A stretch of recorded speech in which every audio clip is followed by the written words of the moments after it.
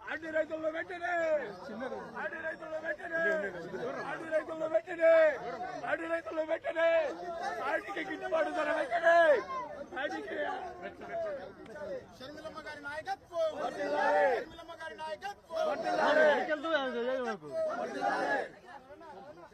ఆదుకోవాలి అరటి రైతులను వెంటనే ఆదుకోవాలి అరటి రైతులను వెంటనే షర్మిలమ్మ జై షర్మిలమ్మ రైతుల పక్షపాతి షర్మిలమ్మ నాయకత్వం రైతుల పక్షపాతి షర్మిలమ్మ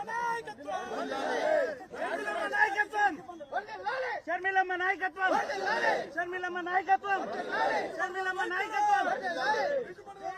ఈరోజు వైఎస్ఆర్ జిల్లాలో కడప కలెక్టరేట్కి రావడం జరిగింది. ముఖ్య ఉద్దేశం ఏమిటంటే పులివెందుల నియోజకవర్గంలో నిన్న సింహాద్రిపురం దగ్గర అరటి తోటలన్నీ అకాల వర్షానికి చాలా నష్టం జరిగిందని వింటే వాళ్ళని పరామర్శించడానికి అక్కడికి వెళ్ళడం జరిగింది.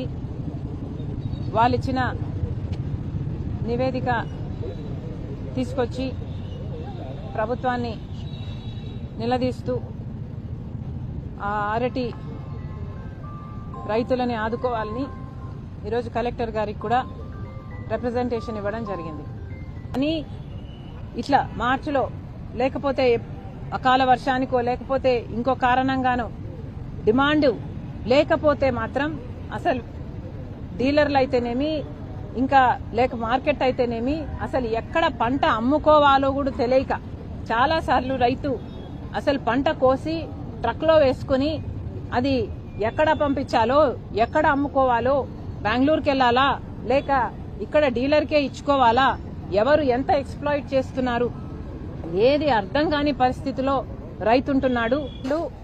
రియాక్ట్ అయ్యి వైసీపీ వాళ్ళు రియాక్ట్ అయ్యి ఒక వీడియోని సర్క్యులేట్ చేస్తున్నారు. ఇది ముందు ప్లే చేసిన తర్వాత దీని గురించి ఎక్స్ప్లెయిన్ చేస్తా. నేను ఇక్కడ పెట్టనా? How do you play this? కనీసం పులివెందుల కాన్స్టిట్యుయెన్సీ అంటే మాజీ ముఖ్యమంత్రి జగన్మోహన్ రెడ్డి గారి కాన్స్టిట్యుయెన్సీలో కూడా ఇక్కడ కూడా కోల్డ్ స్టోరేజ్ ఫెసిలిటీ ఇంతవరకు ఏర్పాటు చేయలేదు అంటే ఇది నిర్లక్ష్యం కాకపోతే ఇంకేమిటి? నా వెనకాలే అక్కడ కనిపిస్తా ఉంది కదా, అక్కడ గోడౌన్ షేప్ లో 600 టన్నుల ఇంటిగ్రేటెడ్ బనానా కోల్డ్ స్టోరేజ్ అది 2023లో వైఎస్ఆర్సీపీ ప్రభుత్వంలో నేను ముఖ్యమంత్రిగా ఉన్నప్పుడు ప్రారంభోత్సవం చేశాం. కంప్లీట్ అయిపోయింది. అయినా కానీ అది ఇప్పుడు నడపడంలా. ఎందుకు నడపడం లేదు అని అంటే కరెంటు ఖర్చులు ఎక్కువ అవుతాయని చెప్పి నడపకుండా పక్కన పడేసినారు. ఈ రోజు మనము రైతు ఎలా బ్రతుకుతా ఉన్నాడని చెప్పడానికి నిదర్శనం ఇది. మీడియా ద్వారా రాష్ట్ర ప్రజలకు తెలియజేస్తూ చంద్రబాబు నాయుడు గారి ప్రభుత్వానికి గట్టిగా బుద్ధి రావాలని దేవుణ్ణి ప్రార్థిస్తా ఉన్నాం. ఓకే, సో దీంట్లో జగన్మోహన్ రెడ్డి గారు చెప్పినట్టు పట్టుకున్నా. ఇది జగన్మోహన్ రెడ్డి గారు చెప్పినట్టుగా అవును. జగన్మోహన్ రెడ్డి గారు ఒక ప్రాసెసింగ్ ప్లాంట్ ని కోల్డ్ స్టోరేజ్ ఫెసిలిటీతో పాటు ఇంటిగ్రేటెడ్ బనానా కోల్డ్ స్టోరేజ్ ఫెసిలిటీని ఒకటి ప్రారంభించడం జరిగిన మాట వాస్తవం. కానీ జగన్మోహన్ రెడ్డి గారు చెప్పినట్టుగా అది 2023లో దాని ప్రారంభం జరగలేదు. దాని ప్రారంభం జరిగింది 11th March 2024. ఇది please if it's possible please zoom in and take this. 11th March 2024న Jaganmohan Reddy garu banana integrated plant 600 metric tons storage చేయగల కెపాసిటీతో జగన్మోహన్ రెడ్డి గారు 11th March 2024 అంటే ఇక కోడ్ వస్తుంది అని తెలిసి హడావిడిగా కోడ్ రాకముందు దీనికి ప్రారంభోత్సవం చేశారు జగన్మోహన్ రెడ్డి గారు. ఇది 2023లో ఇది ప్రారంభోత్సవం చేయలేదు, 2023లో ఇది నడపలేదు. జగన్మోహన్ రెడ్డి గారు దీన్ని ప్రారంభోత్సవం చేసింది మార్చ్ 11, 2024లో ఎలక్షన్లకు వస్తున్నాయి అని కోడ్ రాకముందు జస్ట్ ముందు మాత్రమే దీన్ని ప్రారంభించడం జరిగింది. కానీ ఇది ఆ రోజు ప్రారంభించే రోజుకి ఇది ఒక షెల్ మాత్రమే. జగన్మోహన్ రెడ్డి గారు ప్రారంభించడానికి అర్జెంటుగా దీన్ని పెయింట్లేసి అరటి గెలలు పెట్టి మీడియా కోసమని దీన్ని ప్రారంభించారు తప్పితే ఏ పనులు అక్కడ ఇంకా పూర్తి స్థాయిలో అవ్వలేదు. కనీసం ఈ ప్రాసెసింగ్ ప్లాంట్ నడవడానికి బోర్వెల్స్ అంటే వాటర్ ఫెసిలిటీ కూడా లేదు, ఆర్ఓ సిస్టమ్ కూడా ఏర్పాటు చేయలేదు. ఈ ప్లాంట్ నడవడానికి కావాల్సిన పవర్ ఫెసిలిటీ కూడా ఇవ్వలేదు. అంతేకాదు కోల్డ్ స్టోరేజ్ కు కావాల్సిన ఎక్విప్మెంట్ అయితేనేమి, ఆ కూలింగ్ ఫెసిలిటీస్ అయితేనేమి ఇవేవి ఏర్పాటు చేయకుండానే జగన్మోహన్ రెడ్డి గారు దీనికి ప్రారంభోత్సవం చేశారు. అంటే 11th మార్చిన జగన్మోహన్ రెడ్డి గారు ప్రారంభోత్సవం చేశారు. ఆ మరుసటి రోజు 12 మార్చిన నుంచి కనీసం ఒక్క అరటి గెల కూడా ఇక్కడికి రాలేదు. ఒక్క అరటి గెల కూడా ఇక్కడ మళ్ళీ కోల్డ్ స్టోరేజ్ లో స్టోరేజ్ చేసిన దాఖలాలు లేవు. ఒక్క అరటి గెలను కూడా ఇక్కడ ప్రాసెసింగ్ చేసి ఒక ప్రోడక్ట్ గా మళ్ళీ బయటికి పంపించిన దాఖలాలు లేవు. కనీసం జగన్మోహన్ రెడ్డి గారు ఈ 11 మార్చి నాటికి కాదు, అప్పటి నుండి ఇప్పటి వరకు ఇంకా 9 కోట్ల రూపాయలు కాంట్రాక్టర్ కు ఇంకా అలాగే పేమెంట్ ఇంకా ఇప్పటి వరకు కూడా జగన్మోహన్ రెడ్డి గారు పెండింగ్ పెడితే ఈ రోజు వరకు కూడా అలాగే పెండింగ్ ఉంది. అంటే ఇది కేవలం ఎలక్షన్ల ముందు హడావిడిగా మేం చేశామనిపించుకోవడానికి చేశారు తప్పితే జగన్మోహన్ రెడ్డి గారు దీన్ని చెయ్యనే లేదు. ఇందాక వీడియోలో చెప్పినట్టుగా జగన్మోహన్ రెడ్డి గారు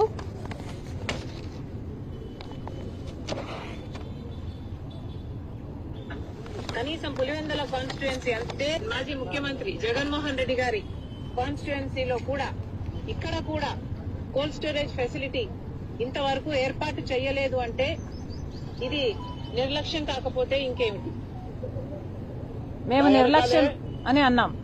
నా వెనకాలే అక్కడ కనిపిస్తా ఉంది కదా, అక్కడ ఆ గోడౌన్ షేప్ లో 600 టన్నుల ఇంటిగ్రేటెడ్ బనానా కోల్డ్ స్టోరేజ్ అది 2023లో వైఎస్ఆర్సీపీ ప్రభుత్వంలో నేను ముఖ్యమంత్రిగా ఉన్నప్పుడు ప్రారంభోత్సవం చేశాం. కంప్లీట్ అయిపోయింది, అయినా కానీ అది ఇప్పుడు నడపడంలా. ఎందుకు నడపడం లేదు అని అంటే కరెంటు ఖర్చులు ఎక్కువ అవుతాయని చెప్పి నడపకుండా పక్కన పడేసినారు. ఈ రోజు మనము రైతు ఎలా బ్రతుకుతా ఉన్నాడని చెప్పడానికి నిదర్శనం ఇది. మీడియా ద్వారా రాష్ట్ర ప్రజలకు తెలియజేస్తూ చంద్రబాబు నాయుడు గారి ప్రభుత్వానికి గట్టిగా బుద్ధి రావాలని దేవుణ్ణి ప్రార్థిస్తా ఉన్నారు. సో జగన్మోహన్ రెడ్డి గారికి మళ్ళీ గుర్తు చేస్తున్నాం, సార్ మీరు 23లో దీన్ని ప్రారంభోత్సవం చేయలేదు, హడావిడిగా ఎలక్షన్లకు ముందు ప్రారంభోత్సవం చేశారు, మీరు తప్పుడు ప్రచారం ఇప్పుడు చేస్తున్నారు.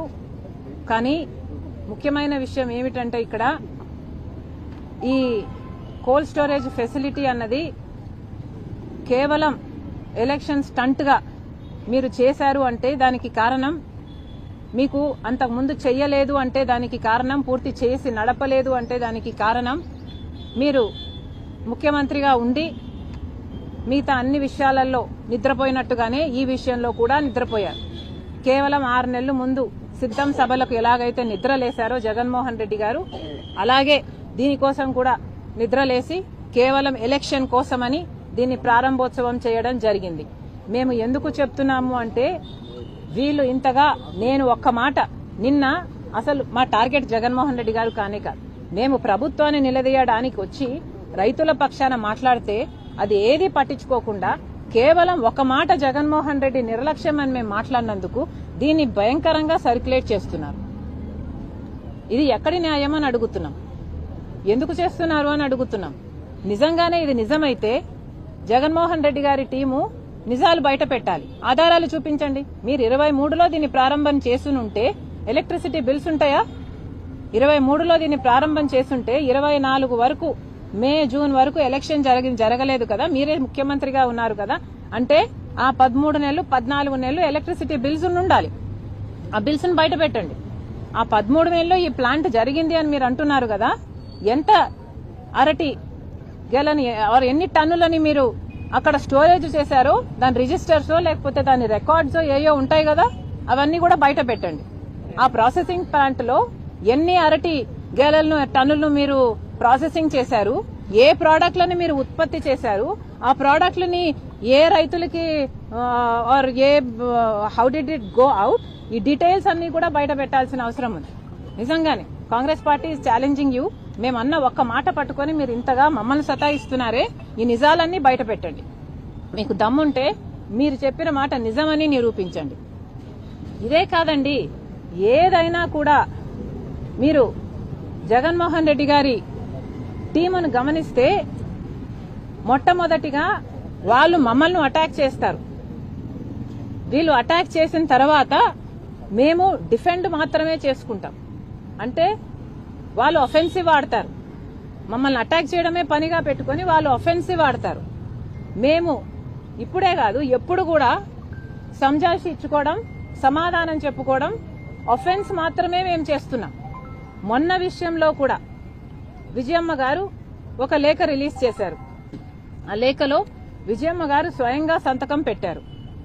విజయమ్మ గారు సంతకం పెడితే ఇక రాజశేఖర్ రెడ్డి గారి భార్యగా విజయమ్మ సంతకం పెట్టిన ఒక లెటర్ బయటకు వచ్చింది అంటే రాజశేఖర్ రెడ్డి గారిని అభిమానించే ఎవరికైనా అది సుప్రీంకోర్టు తీర్పు లాంటిది, ఇంకా దానికి తిరుగులేదు. అది రాజశేఖర్ రెడ్డి గారిని నిజంగా అభిమానించే వాళ్ళైతే. కానీ ఆ లెటర్లో విజయమ్మ గారు చాలా స్పష్టంగా ఇక మాట్లాడకండి ఈ ఆస్తుల గురించి అని చెప్పిన తర్వాత కూడా మళ్లీ మాట్లాడుతున్నారు కాబట్టి మళ్లీ మేము రియాక్ట్ అవ్వాల్సి వచ్చింది. మళ్లీ మేము రియాక్ట్ అయితే మళ్లీ మమ్మల్ని కుక్కలంటారా అన్నారు. మేము అనలేదండి కుక్కలని. మేము అన్నదల్లా విజయమ్మ గారు చెప్పిన తర్వాత మాట్లాడకూడదు, డీసెన్సీ ఉన్న వాళ్ళెవరు, మేము మాట్లాడము అని చెప్తూ మీరు ఇంకా మాట్లాడుతూ ఉంటే ఇక మొరగడం కుక్కల నైజం అనుకోవాలి అని మాత్రమే నేను అన్నా. అంటే మీరే కదా భుజాలు తడుముకుంటున్నది, మేము కుక్కలమని మీరే అంటున్నారు. మరి మీరు కుక్కలో పిచ్చి కుక్కలో మాకు తెలియదు. నిన్న కాదు పొద్దున ఎవరో పాడ్కాస్ట్ లో ఒక చిన్న కామెడీ ఏదో చూపించారు. దాంట్లో అమ్మా షర్మిలమ్మ నువ్వు వైసీపీ వాళ్ళని కుక్కలతో పోల్చక తల్లి, కుక్కలు బాధపడతాయి అని ఉంది. దాంట్లో